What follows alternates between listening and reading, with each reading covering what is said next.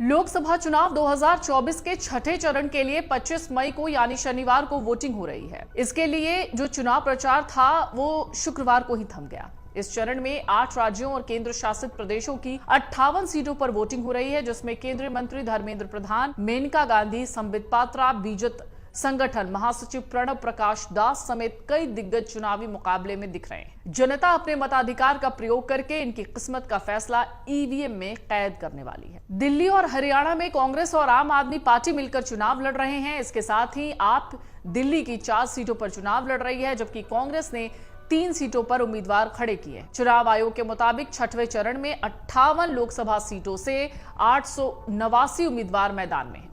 इनमें दिल्ली की 7 सीटों पर 162, उत्तर प्रदेश की 14 सीटों पर 162, हरियाणा की 10 सीटों पर 223, जम्मू कश्मीर की 1 सीट पर 20, बिहार की 8 सीटों पर 86, झारखंड की 4 सीटों पर 93, पश्चिम बंगाल की 8 सीटों पर 79 और ओडिशा की 6 सीटों पर 64 उम्मीदवार हैं।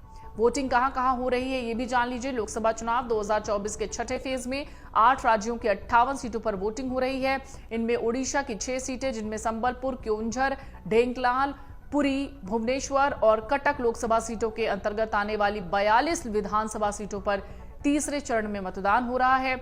ओडिशा में 25 तारीख को हो रहे आम चुनाव में विधानसभा चुनाव भी हो रहे हैं, जबकि उत्तर प्रदेश की 14 सीटें हैं, जिनमें सुल्तानपुर, प्रतापगढ़, फूलपुर, प्रयागराज, अंबेडकर नगर, श्रावस्ती, डुमरियागंज, बस्ती, संत कबीर नगर, लालगंज, आजमगढ़, जौनपुर, मछली शहर और भदोई शामिल है। वहीं छठे चरण में बिहार की 8 सीटों के लिए मतदान चल रहा है। इनमें चंपारण, पूर्वी चंपारण, वाल्मीकि नगर, शिवहर, सिवान, वैशाली, महाराजगंज और गोपालगंज जिला शामिल है। बिहार की 8 सीट पर 86 कैंडिडेट चुनावी मैदान में हैं।